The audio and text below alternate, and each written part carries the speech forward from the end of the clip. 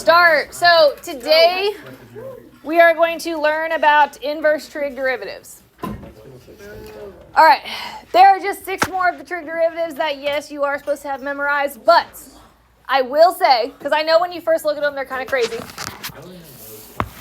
that these are not as commonly asked as the regular trig. Right? Regular trig you do need to know. You need to know all of those and you need to have them memorized because they are asked a lot. The inverse trig, you might see one multiple choice question. All right, it's not going to be a very big part of the test, but it is a part of the test that if you can get these memorized, it's an easy question to answer. 1 year, out of all of the AP tests that they've given, 1 year, they put inverse tangent on an FRQ. All right, so it is possible. And what I tell people is if you're going to memorize any of them, memorize tangent. All right, because tangent is the one that's the nicest.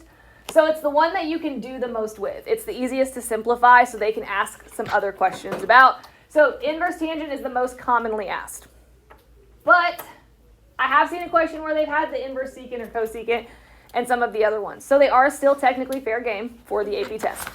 Now, if you look at them, you are going to start noticing some patterns. It's really only 3 that you have to have memorized because the sine and the cosine are the exact same, but cosine is negative. Tangent and cotangent are the exact same, but cotangent's negative. And secant and cosecant are the exact same, but cosecant is negative. So all of the C's are negative, which is the same thing with this rule here with the regular trig. All of the derivative of the C's are negative. So the derivative of cosine is negative, cosecant is negative, cotangent is negative. So all of the C's are negative. All right, then secant and cosecant, they're, in my head, they're the ugliest ones. They're the ones I hate the most. In the regular trig derivatives, it's secant, tangent, cosecant, cotangent, so they're the longest ones. And then in the inverse, they are the ones with the absolute value. All right, which makes things positive. Weird. Yeah, it does make things positive, but it makes the derivative look really weird. Tangent and cotangent, those are the nicest ones. There's no square root. They're positive. We like inverse tangent and inverse cotangent. All right, and then sine and cosine are all right. They have the square root around them, and it's a minus sign in the square root. All right, so there are a lot of patterns. And if you look at them like right before the test, you probably will have them memorized enough to get that multiple choice question right. Because a lot of times if you know the C's are negative, that will narrow down your answer choices. If you know how to do chain rule, that will narrow down your answer choices. And if you know that these have the absolute value and these have the square root, a lot of times that's good enough. What's up? So whenever, like, example 13, like, so you just use the other one and then simplify from there, like, make it either negative or positive? I don't know. I understand why you're confused on what 13 is asking. Okay. So I'll get there. Okay. And then on the test, if you see arc, like arc sine, arc cosine, any of those, it's the same thing as inverse. And they tell you that in the directions in the very beginning. A lot of you just like skip through that page and you don't read it, but they do tell you in those directions that arc sine is the same thing as sine inverse. All right. Now, occasionally, the simplifying on these guys are where the difficult part is. Alrighty, so let's look. All right, let's do the numbers first. 9 divided by 3. What is that going to be? 3. So these guys are going to cancel, and I just get a 3. So first we're simplifying. Yeah. Yeah. Right now, this is just simplifying. Oh. Yeah, we're not taking the derivative, we're just simplifying this. Now, you can never simplify inside the square root, which I have a lot of people try to mess with inside that square root, and you cannot. You cannot mess with the 9x6 minus 1 because they are 2 separate terms. It is not just one term in a square root. They're 2 separate terms. So don't mess with what's inside the square root. All we can do is mess with the outside and try to simplify that. So 9 divided by 3 cancels. Squared, absolute value of x squared. Yep, so we have the x on the bottom. Now the question is, do I need an absolute value around it or not? So let's look at the original. On the original, is x squared going to be positive or negative? Always positive.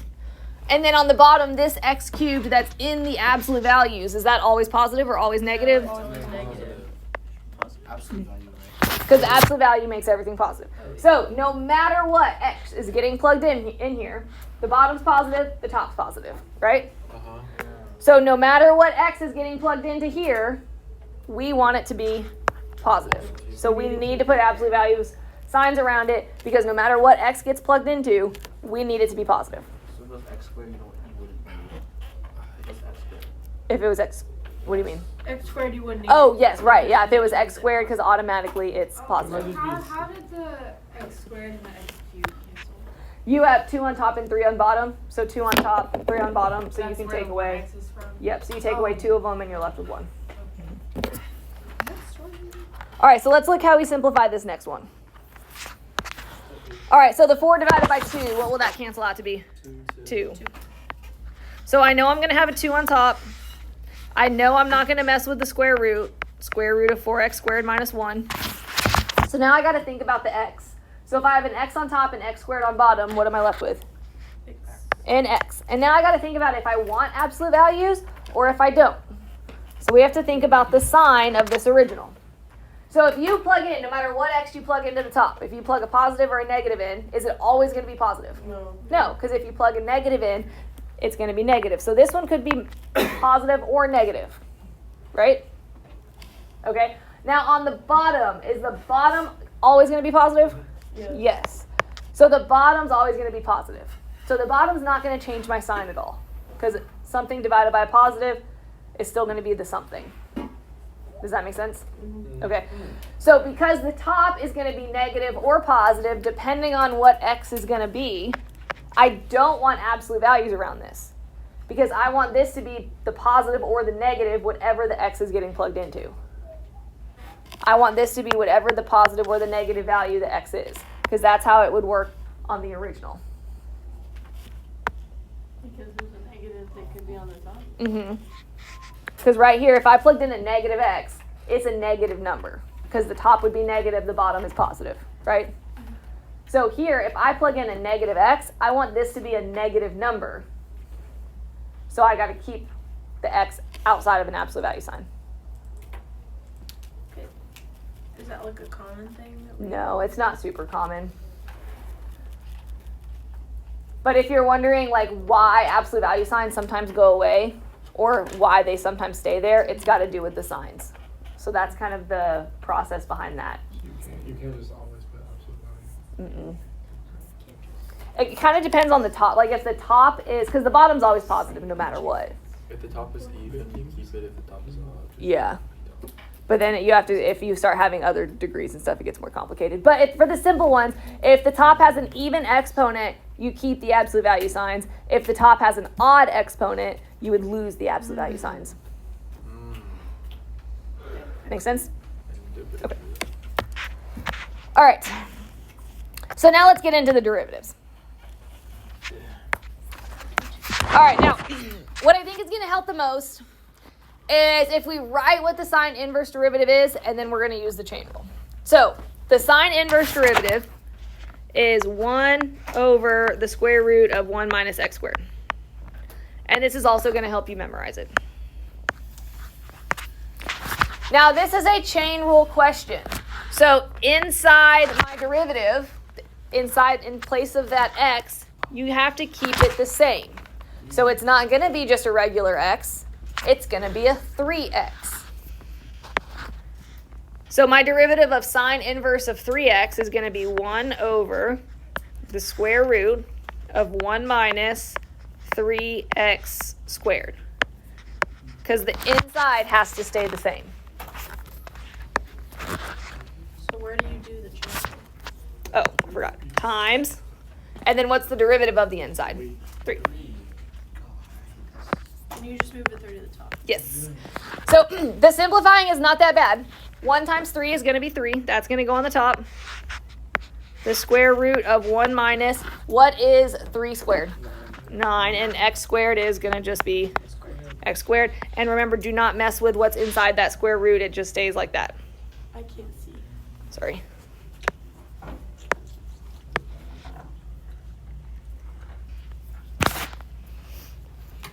And that's your answer.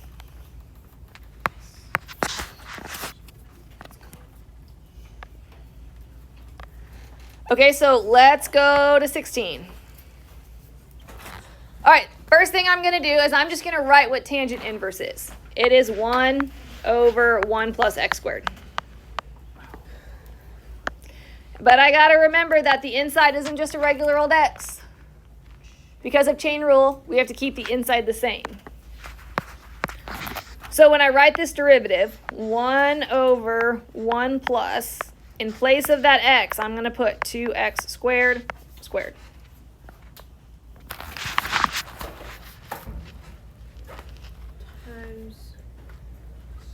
Times by, what is the derivative of my inside? 4x. Because 2 times 2 is 4, and then minus 1 from the exponent.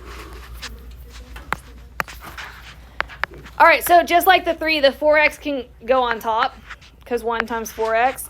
And on the bottom, 1 plus, what is 2 squared? 4. And what is x squared squared? X to the 4th. And then we cannot simplify this because not everything has a 4x. So that's as far as you would take it. How much harder does it get? Not too much harder. We have to do tangent lines. That's it. Okay, so arcsecant, same thing. We're going to write the derivative. All right, so I'm going to worry about the 5x in a little bit. Right now, I'm just going to write the derivative. And arcsecant is 1 over absolute value of x, the square root of x squared minus 1. So in place of both of the x's, I have to put the 5x because the inside has to stay the same because of chain rule. So 1 over absolute value of 5x square root 5x squared minus 1 times by 5.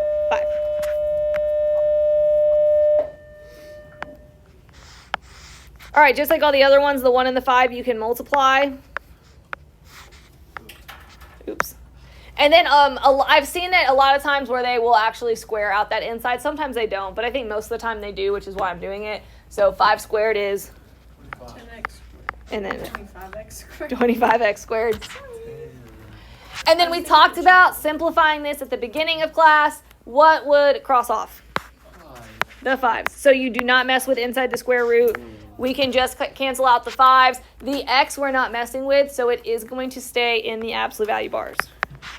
So on top, I'd have a 1. The absolute value of x is staying in there. We did not do anything with the x. And then square root of 25x squared minus 1. So in this case, it doesn't matter that it's odd. Right, because if we didn't take any of the x's away, then just leave them alone. Yeah.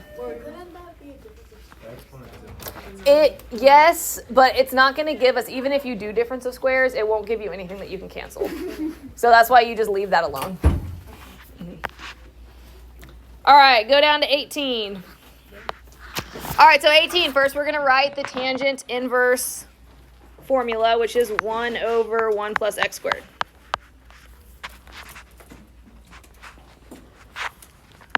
And in place of the x, we are going to put the square root of x. So the square root of x squared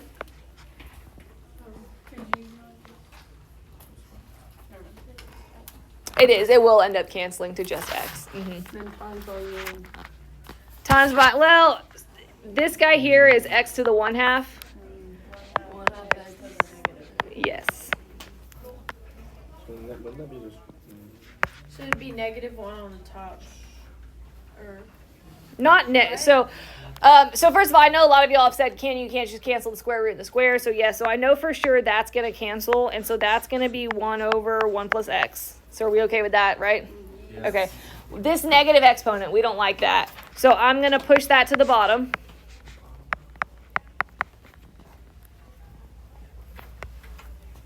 then you can just do the And since you're multiplying, yeah, we just multiply across. I don't even think they would distribute. I think they would just write it like this. But I feel like if they distributed, you would recognize that. So if you're doing a multiple choice, I think this would be as far as they took the answer.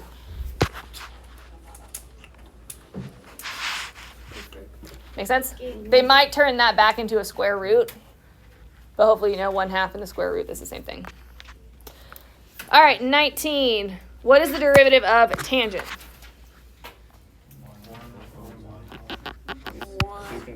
Secant squared, because it's not an inverse. So just watch out for that. It has to have that little -1 if you're doing the inverse. So I threw in a couple of those on your homework just to make sure that you are not just doing blind steps and you're actually reading the question. So this one here is secant squared x, but the process is still the same. The inside isn't just going to be regular x. The inside's going to be e to the x, and then times by e to the x.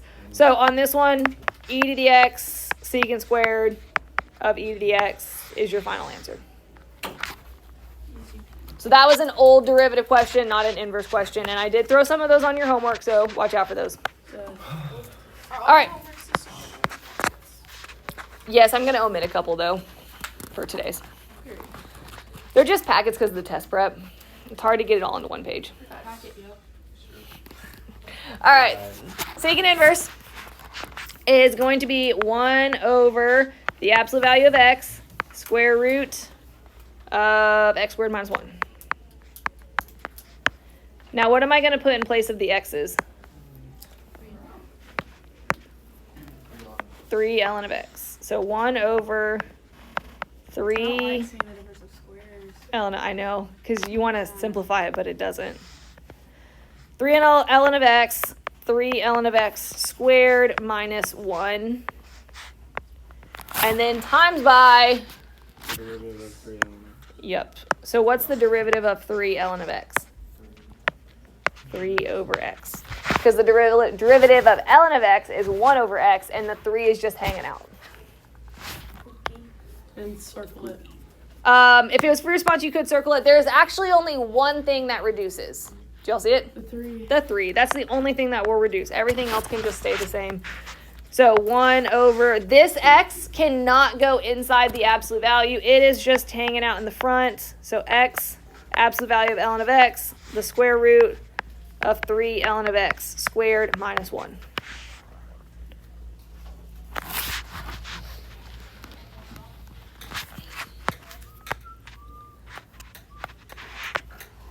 All right, on the next one, we have sine inverse, which is a much nicer inverse formula. We have 1 over the square root of 1 minus x squared. Now, what are you putting in place of the x squared? 2x. So that's going to give me 1 over the absolute value of 1 minus 2x squared times 2. So the 2 goes on top, and on bottom, what's going to be inside the square root? 1 minus 4x. Good. And you can't reduce that. Don't mess with inside the square root. That just stays how it is.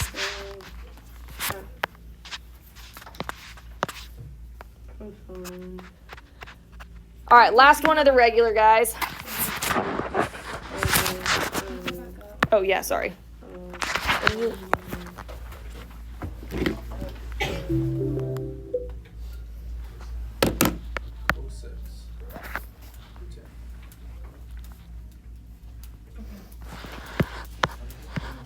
All right, so cosine is the same formula as sine, it's just negative. So negative 1 over the square root of 1 minus x squared. And then in this one, what are we putting in place of the x? Yes. All right, so negative 1 over the square root of 1 minus 2x to the 5th squared times by 10x to the 4th. And there's not a lot of simplifying we can do here. We can move the 10x to the 4th up with that negative 1, which is going to make it negative 10x to the 4th. And the square root of 1 minus, what would 2 squared be? 4x to the 7th. 10th. Oh, 10. If it was true response, yes. But a lot of these questions are multiple choice questions. So just as long as you can go from here to here, then you're good. How did the so the 5 go back to the 2? Oh my god. Wait, this 5? Yes. How do I know? You mean to get to the 10? Yes. Or is it because that 2 and the 5 right there? This 2 and 5, yep. Okay. So these multiply, that's exponent rules there. And then this became a 4 because 2 squared. That's where that 4 came from. I'm still gonna eat it. Is that You okay? never bring your own fork. I bought her. He did, he bought me forks. So we have lots of forks if y'all ever need a fork. You have like 97 or 6. I'm gonna use Twice it that many. Times 2. Yeah. So Because I bought to some buy too. more. No. 1. Okay. 4, 6. What? All right, I'm going to do one more example on your notes. So I'm not going to do 24, so if you need to bleed over into 24, you may. And then I'm going to do one example on the homework. And I'm going to omit a couple on your homework. Okay, so on 23, it says find the tangent line equation of the curve at the given point. If you are doing a tangent line equation, what 3 things do you need? X, Y, X. X, Y, and M. So we need X, we need Y, we need M. What is the X value? Square root of 2 over 2. Square root 2 over 2. All right. How do I find the Y value? Plug it in. Plug it in. You just talking to talk. All right. This is kind of It's not. a pre-cal question. Oh. It was the last unit that we did, so it's kind of the unit that we're rustiest at. All right. So arc sine is backwards. All right. So it's giving me the coordinate. I need to figure out the radian. So I need to figure out the pi over whatever. So when I'm looking at my unit circle, yes, we're just going to use the first one though. Because technically there are 2 different answers, but it's better just to use the positive one because it's the easiest. All right. So is sine the x or the y value? The y value. When is the y value going to be square root 2 over 2? At pi over 4. So right here, your coordinate point is going to be square root of 2 over 2 on the y. And that coordinate, remember the little hand trick here? So that square root of 2, square root of 2 over 2. All right, so that's the middle one, which is the pi over 4. So your y value is going to be pi over 4. That's fabulous. Okay, how do I figure out what m is? Derivative. Derivative. All right, so the derivative of arc sine. 1 over square root of 1 minus x. Yep. And then is this a chain rule question? Oh, I hope not. Is it? Yeah. It is. No, because what's the inside here of this arc sine? It's x, and so it's just regular x. There's nothing else going on with it, so we don't have to do chain rule. Because if you multiply by the derivative of x, that's what? 1. So it's not changing When anything. did it become chain? All the other ones, like, so if you have like 4x, like this one. Technically, but like it doesn't matter. Right. Everything's technically chain rule. We just don't really always, we don't account for the 1. Facts. Guys. All right. So, bear with me here on the simplifying. All right, it's not that bad, I promise. It's just, we just do it in a lot of steps. What is x going to be? 2x. Square root of 2 over 2. All right, so 1 over. Because we're plugging in x. I'm taking the derivative of. All right, so we're plugging in the square root of 2 over 2 into the x spot of my derivative. All right, I've already taken the derivative. That was the formula. Now I'm plugging in x. So does it just end up being? So the squared takes away that 1 square root. Yep, so that's going to turn into a 2. And then what is 2 squared? 4. 4. So 1/2. So that's just 1/2. All right, so what is 1 minus 1/2? 1/2. All right, so then what is the square root of 1? 1. And then the square root of 2 has to stay the square root of 2. Keep, change, flip. So 1 times square root of 2 over 1, which is just square root of 2. And what is the square root of 2? What did all I just find?